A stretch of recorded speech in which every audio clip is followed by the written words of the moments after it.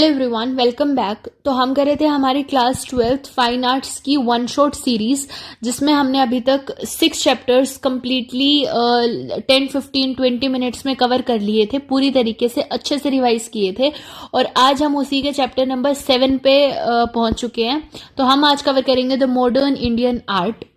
Start करने से पहले अगर अभी तक आपने इस चैनल को सब्सक्राइब नहीं किया है तो कर लीजिए, क्योंकि इस सीरीज को कंप्लीट करने के बाद, क्योंकि इसके बाद एक ही चैप्टर रह जाता है, फिर हम अपनी अल्ट्रा रिवीजन सीरीज लेकर आएंगे, जिसमें हम हर एक चैप्टर को प्रीवियस ईयर क्वेश्चंस के थ्रू रिवाइज करेंगे अच्छे से।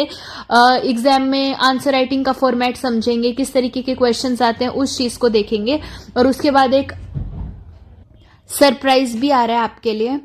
तो इस तरीके से हमारा एक ही गोल है कि हमें फाइन आर्ट्स में 30 on 30 लाने हैं, और वो हम लाएंगे। तो इसलिए सब्सक्राइब कर लो ताकि आप एक भी वीडियो को मिस ना करो। तो चलो शुरू करते हैं। तो देखो, इस वीडियो में हम बात करने वाले हैं मॉडर्न इंडियन आर्ट की, कि जो मॉडर्न इंडियन आर्ट है वो इंडिया में कैसे आई थी, जो ब्रिटिश रूल है उसका इसमें क्या रोल था, और कैसे जो इंडियन आर्टिस्ट है उन्होंने अपनी पहचान बनाई थी। तो ये जो चैप्टर है थोड़ा सा लॉन्ग लगता है, बट ट्रस्ट मी, इस वीडियो के बाद आपका जो कंफ्यूजन है वो जीरो हो जाएगा, बिल्कुल आपको कुछ भी कंफ्यूजन नहीं रहेगा। तो देखो, जो ब्रिटिशर्स थे उनका एक क्लियर माइंडसेट था कि उनको लगता था कि जो फाइन आर्ट्स है वो सिर्फ यूरोपियंस के लिए होती है। उनके हिसाब से जो इंडियंस है वो ट्रेनिंग के बिना है, सेंसिबिलिटी के बिना है, उनके जो फाइन आर्ट्स है वो उस चीज को नहीं समझ सकते, जो इंडियंस है वो फाइन आर्ट्स को नहीं समझ सकते हैं। इसलिए जो इंडियंस हैं उनको वो ज्यादातर जो क्राफ्ट मेकर्स के रूप में ही देखते थे, जो ब्रिटिशर्स थे आर्टिस्ट के रूप में वो नहीं देखते थे इंडियंस को। मिड और जो लेट 19th सेंचुरी थी उसमें जो ब्रिटिशर्स थे उन्होंने आर्ट स्कूल्स खोले थे। कहाँ कहाँ पे, जैसे लाहौर, कैलकाटा, बॉम्बे और मद्रास में, यहाँ पे उन्होंने आर्ट स्कूल्स खोले थे। पर एक बात याद रखो कि जो ये स्कूल्स थे ये इंडियन थॉट के लिए नहीं बने थे, ये ब्रिटिश टेस्ट को फॉलो करते थे। तो यहां अगर हम देखें तो ये जो स्कूल्स थे जो ब्रिटिशर्स ने बनाए थे अलग अलग जगह पे, जहाँ पे लाहौर, कैलकाटा, बॉम्बे और मद्रास में, यहां जो आर्ट सिखाई जाती थी वो थी एकेडमिक रियलिज्म की, कि वहां पे जो ब्रिटिशर्स का स्टाइल था, जो हर एक चीज को बिल्कुल रियल दिखाना, वो चीज यहाँ पे फॉलो होती थी। जो नेचुरलिस्टिक पेंटिंग वगैरह जो होती थी वो यहाँ पे थी, विक्टोरियन स्टाइल था। और जो इंडियन क्राफ्ट्स है उनको भी तभी सपोर्ट मिलता था जब वो इंडियन मार्केट के जो टेस्ट है उसको सूट कर पाते थे, तभी उनको भी सपोर्ट मिलता था। तो जो आर्ट का एम था वो एक्सप्रेशन नहीं था इस टाइम पे, बल्कि सेल और जो अप्रूवल है वो चीज बन गई थी, कि यहाँ पे कोई ऐसे नहीं है कि उनको शौक था पेंटिंग्स का, वो सिर्फ बेचने के लिए, प्रॉफिट के लिए ही पेंटिंग्स बनाते थे, और वो अपने अकॉर्डिंग जो हमारा इंडियन स्टाइल था उसको चेंज भी कर रहे थे। कि जैसे हम अगर हमें कोई पेंटिंग बनानी है उसको अप्रूवल तभी मिलेगा जब हम उनके हिसाब से उस पेंटिंग को बनाएंगे, ना कि हमारे हिसाब से। तो इतनी मोनोपोली कर रहे थे जो ब्रिटिशर्स थे वो। तो अब ये जो कॉलोनियल माइंडसेट था, जो ब्रिटिशर्स का था कॉलोनियल माइंडसेट, इसके अगेंस्ट एक रिएक्शन आया। अब ये तो नॉर्मल सी बात है कि अगर वो इतना ज्यादा हम पे दबाव डालेंगे तो रिएक्शन तो आएगा लोगों का। तो जिसे हम कहते हैं इस रिएक्शन को नेशनलिस्ट आर्ट, ठीक है। तो इसमें क्या हुआ था कि इसका जो सबसे स्ट्रॉन्ग एग्जाम्पल था वो था बंगाल स्कूल ऑफ आर्ट, जो हमने लास्ट चैप्टर में पढ़ा था, कि ये नेशनलिस्ट मूवमेंट था, ये इसी के रिएक्शन में आया था, कॉलोनियलिस्ट माइंडसेट के अगेंस्ट में ही आया था। तो इस मूवमेंट को लीड किसने किया था? अवनींद्रनाथ टैगोर और जो E.B. हैवेल है इन्होंने। तो ये भी हमने लास्ट चैप्टर में देखा था कि इन्होंने इस मूवमेंट को लीड किया था। फिर हमने ये भी देखा था कि 1919 में एक हिस्टोरिक स्टेप लिया गया था, जो कि था शांति निकेतन में इस्टेब्लिश हुआ था कला भवन। कला भवन किसने इस्टेब्लिश किया था? रविंद्रनाथ टैगोर ने। तो ये जो कला भवन है ये इंडिया की पहली नेशनलिस्ट आर्ट स्कूल थी। ये चीज भी हमने लास्ट चैप्टर में पढ़ी थी, और ये बहुत इंपॉर्टेंट है कि ये पहला जो है वो फर्स्ट नेशनलिस्ट आर्ट स्कूल था, कला भवन शांति निकेतन में था, ठीक है। और जो इसको कंसेप्चुअलाइज किसने किया था? रविंद्रनाथ टैगोर ने किया था। इसका जो एम है वो क्लियर था कि जो आर्ट है वो इंडियंस के लिए है, इंडियन कंटेक्स्ट में ही होना चाहिए वो। तो यहाँ पे ये जो टाइम था ये वर्ल्ड के लिए भी अनस्टेबल था, कि यहाँ पे पूरा वर्ल्ड ही अनस्टेबल था। यहाँ पे वर्ल्ड वॉर 1 चल रहा था। जो यूरोपियन मॉडर्न आर्ट आइडियाज हैं वो इंडिया तक पहुंचे थे इस टाइम पे, ठीक है, कि जैसे जो बहुत एग्जीबिशन हुआ था इंडिया में, जहां पे जो आर्ट मैगजीन्स वगैरह है उनके थ्रू भी जो इंडिया में यूरोपियन आर्ट है, मॉडर्न आर्ट आइडियाज है, वो पहुंचे थे। साथ में जो इंडियन आर्टिस्ट थे वो अब जो ग्लोबल ट्रेंड्स है उनसे अवेयर होने लगे थे। पहले तो क्या था कि इंडियंस बस खुद में ही बनाए जा रहे हैं पेंटिंग, उन्हें बाहर का कोई मतलब नहीं है कि बाहर क्या चल रहा है क्या नहीं चल रहा है।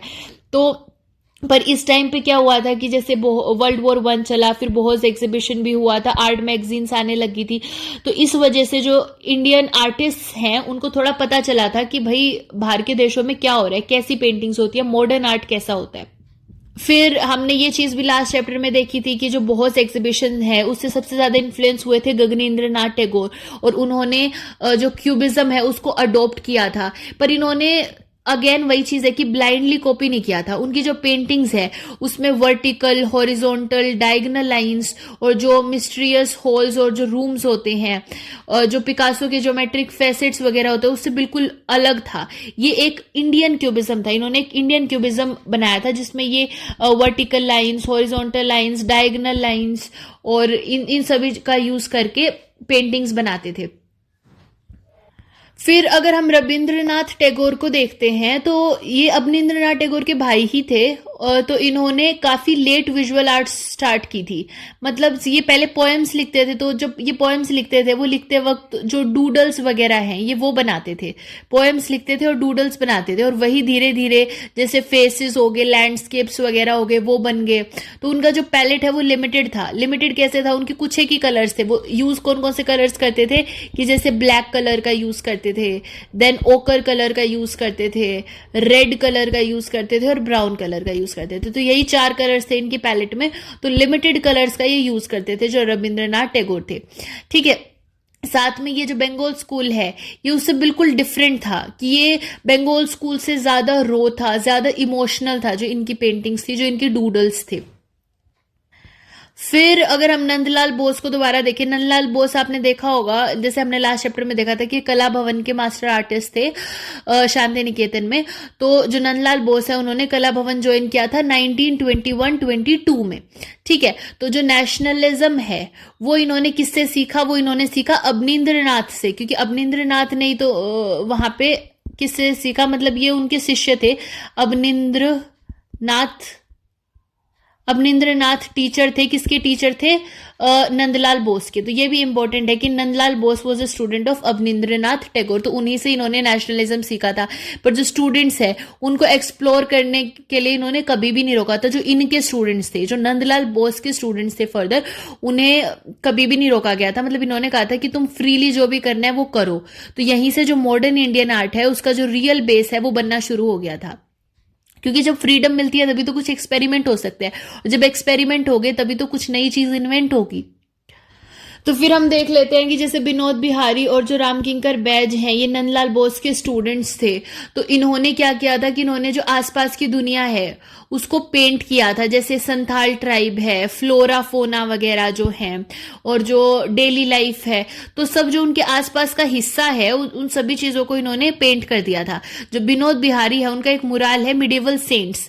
ठीक है, ये आप याद रखना, मिडिवल सेंट्स, ये एक मुराल है किसका, विनोद बिहारी का। ठीक है, किसने लिखा था, विनोद बिहारी ने लिखा, बनाया था, सॉरी। जो मुराल क्या होता है, जो वॉल पेंटिंग्स होती है बड़ी बड़ी, तो ये मिडिवल सेंट्स जो ह्यूमन वैल्यूज पर बेस्ड था। ठीक है, नेक्स्ट अगर हम अब रामकिंकर बैज के बारे में थोड़ा सा देखें, तो जो रामकिंकर बैज है उन्होंने एक पेंटिंग बनाई थी संथाल फैमिली की। ठीक है, ये भी हमने पहले देखी थी कि संथाल फैमिली की जो पेंटिंग है वो बनाई थी रामकिंकर बैज ने। तो यहाँ पे इन्होंने अपने आसपास की जो दुनिया है उसी को पेंट किया है कि उनके आसपास में संथाल फैमिली रहती थी इनके आसपास में, तो उसको इन्होंने पेंट कर दिया। तो मॉडर्न इंडियन स्कल्पचर का ये एक लैंडमार्क है। ये एक पेंटिंग नहीं, स्कल्पचर है। जो संथाल फैमिली है ये एक स्कल्पचर है और ये मॉडर्न इंडियन स्कल्पचर का ही लैंडमार्क है। तो इसमें जैसे सीमेंट होती है, पेबल्स वगैरह जो थे, और जो मेटल आर्मेचर वगैरह है उसका यूज किया है। तो ये एक एकेडमिक रियलिज्म से बिल्कुल अलग था कि जो चीज ब्रिटिशर सिखा रहे थे उससे बिल्कुल अलग था। लाइफ को जैसा है वैसे ही सेलिब्रेट किया गया था। नेक्स्ट हमारे पास आ जाते हैं जामिनी रॉय। तो जो जामिनी रॉय हैं, इन्होंने एकेडमिक ट्रेनिंग को रिजेक्ट कर दिया था। उनको लगा कि जो विलेज फोक स्टाइल है, जो हमारा इंडिजिनस स्टाइल है, वो मॉडर्न यूरोपियन आर्ट से ज्यादा ऑनेस्ट है, ज्यादा अच्छा है, ज्यादा यूनिक भी है।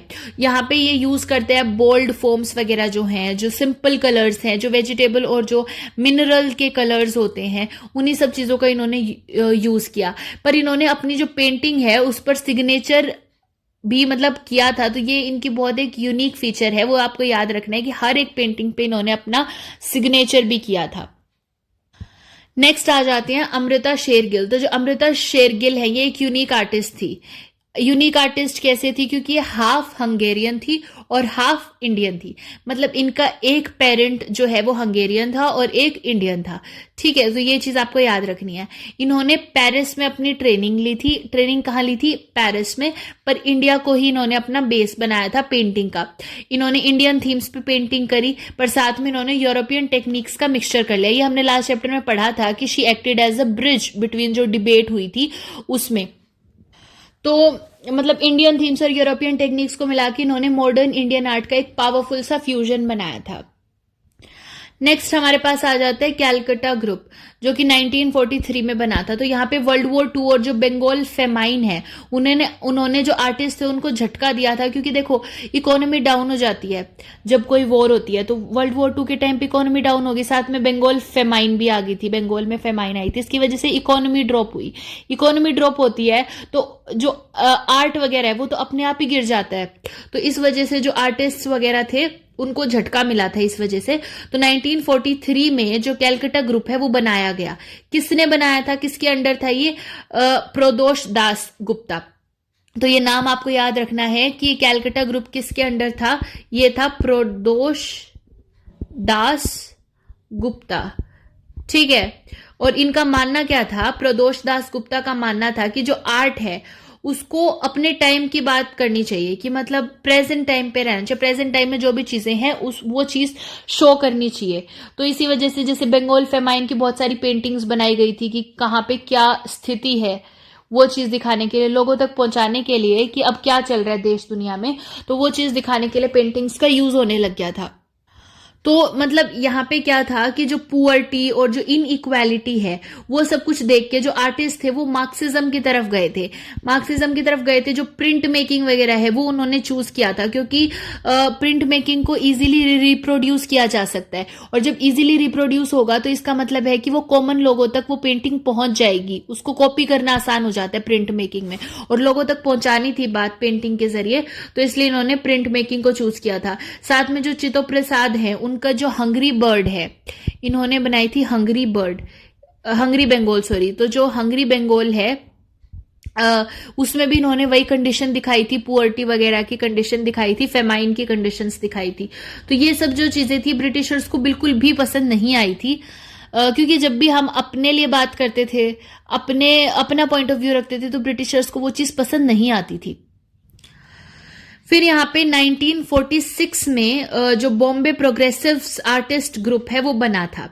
ठीक है, तो इस जो सोजा हैं, जो FN सोजा हैं, वो रिबेल थे यहाँ पे। ठीक है, जो हुसैन है उन्होंने इंडियन थीम्स को मॉडर्न बनाया था। MF हुसैन ने क्या किया था? जो इंडियन थीम्स है उसको और ज्यादा मॉडर्न बनाया था। और जो राजा हैं वो एब्स्ट्रैक्शन की तरफ गए थे। ये किस साइड गए थे? ये गए थे एब्स्ट्रैक्शन की तरफ। और ये जो ग्रुप है ये इंडियन मॉडर्न आर्ट को एक मतलब ऐसे आप मान सकते हो कि जैसे वर्ल्ड मैप है, तो वर्ल्ड मैप में अलग अलग, पहले इंडिया में तो इंडिजिनस अपना स्टाइल था, नॉर्मल सा स्टाइल था, बोल्ड वगैरह लाइंस का यूज कर रहे हैं, नॉर्मल कलर्स का यूज कर रहे हैं। पर ये वाला जो ग्रुप है बॉम्बे प्रोग्रेसिव्स, ये इंडियन मॉडर्न आर्ट को वर्ल्ड मैप पे ले गया था कि हर एक टेक्निक्स वगैरह हैं वो इंडियंस को आने लगे, फ्रीडम मिले थोड़ी सी आर्ट में, मॉडर्न बने आर्ट। तो अब यहाँ पे ये देखो कि जो एब्स्ट्रैक्शन होता है, एब्स्ट्रैक्शन का मतलब ये नहीं होता कि हम रियलिटी को कॉपी कर रहे हैं। रियलिटी को कॉपी करना नहीं होता है एब्स्ट्रैक्शन का मतलब, बल्कि जो आइडियाज होते हैं, जो सिंबल्स वगैरह होते हैं, उनको एक्सप्रेस करना होता है। और जो नियोतांत्रिक आर्ट होता है, नियोतांत्रिक आर्ट में क्या होता है कि जो मंडल आर्ट है, जो यंत्र वगैरह है, जो बिंदु हैं, इस तरह के जो इंडियन सिंबल्स है उनका यूज करना। तो इस आर्ट में क्या होता है, एब्स्ट्रैक्शन और जो तांत्रिक आर्ट वगैरह जो है, इसमें हमने इंडियन सिंबल्स का यूज किया था। मंडल आर्ट जो था, यंत्र आर्ट जो था, बिंदु वगैरह का यूज जो करते थे, सिंबल्स जो इंडियन सिंबल्स थे उनका यूज करके आर्ट बनना शुरू हुआ था। अब अगर हम बड़ौदा स्कूल और नरेटिव आर्ट को देखते हैं तो बड़ौदा स्कूल ने स्टोरी टेलिंग को वापस लाया था। मतलब जैसे जो बाजार हैं, बार्बर वगैरह हैं, या सिटी लाइफ है, मिडिल क्लास है, सबको आर्ट का एक हिस्सा बना दिया था कि हर एक चीज को, मतलब जो आर्ट एक बार बीच में चेंज हो गया था ना कि आर्ट क्यूबिज्म और इस तरह की चीजों पे चला गया था, कुछ लाइंस और एब्स्ट्रैक्शन का यूज हुआ था। तो यहाँ बड़ौदा स्कूल ने क्या किया था, बड़ौदा स्कूल ने जो पहले हम अपनी रियल लाइफ स्टोरीज वगैरह कोई पेंट कर देते थे, तो उसी चीज को ये वापस लेके आए थे कि बाजार की पेंटिंग्स बनानी शुरू कर दी, कुछ सिटी लाइफ वगैरह की पेंटिंग्स बनानी शुरू कर दी। तो वो चीज है। और प्लेस फॉर पीपल जो है, ये एक एग्जीबिशन था, प्लेस फॉर पीपल, और प्लेस फॉर पीपल एग्जीबिशन ने जो आर्ट है उसको पब्लिक के और ज्यादा वो पास लाया था कि इसी में मतलब जो आर्ट है वो कॉमन लोगों तक पहुंच पाया था प्लेस फॉर पीपल एग्जीबिशन में। तो इन सभी चीजों के बारे में, मतलब ये छोटे छोटे टॉपिक है, बहुत ज्यादा इंपॉर्टेंट नहीं है, बस थोड़ा बहुत आपको पता हो तो इनफ है। उसके बाद अगर हम न्यू मीडिया और जो कंटेम्प्रेरी आर्ट है उसकी बात करते हैं, तो जो 1990s के बाद जो आर्ट है उसका मीडियम बदल गया था कि जो पहले पेंटिंग और स्कल्पचर होता था, अब उसके साथ में वीडियो, फोटोग्राफी और जो इंस्टॉलेशन वगैरह है, डिजिटल आर्ट वगैरह, ये सब कुछ भी आ गया था। तो आज जो आर्ट है वो सिर्फ गैलरी तक लिमिटेड नहीं है, सोशल मीडिया तक पहुंच चुकी है। तो ये सब चीजें, मतलब न्यू मीडिया और जो कंटेम्प्रेरी आर्ट है उसी में आ जाते हैं कि जो मॉडर्न आर्ट आया था। कंटेम्प्रेरी मतलब प्रेजेंट, तो इस वजह से प्रेजेंट डे आर्ट यही है, न्यू मीडिया यही है, फोटोग्राफी, वीडियो, इंस्टॉलेशन वगैरह। तो देखो सिंपल सी चीज यही है कि जो इंडियन मॉडर्न आर्ट है वो वेस्टर्न कॉपी नहीं है, ये एक सिलेक्शन और जो एक अडेप्टेशन का प्रोसेस होता है वो है कि जो इंडियन आर्टिस्ट है उन्होंने ग्लोबल आइडियाज लिए पर एज इट इज उनको यूज नहीं किया, उन्होंने इंडियन आइडेंटिटी के साथ उसको जोड़ा था, और इसी वजह से जो इंडियन मॉडर्न आर्ट है वो इतना यूनिक बन पाया है।